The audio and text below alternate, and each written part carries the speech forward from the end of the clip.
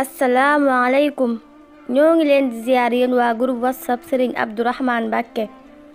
ñu ñëwaat ak yéen ci naafila guddi ñeenteel ci weeru koor ñeenti rakkaa la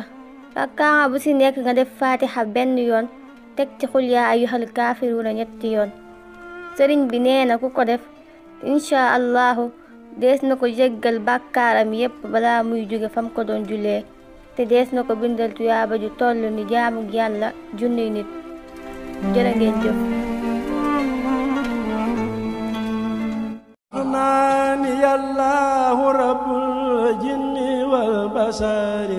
mbokk yi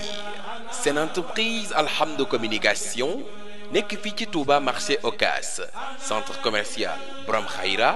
di yëngatu ci wàllu matériel électronique ak accessoire ñooy ñaanal bépp client ak bépp jullit weeru kooru jàmm ak salaam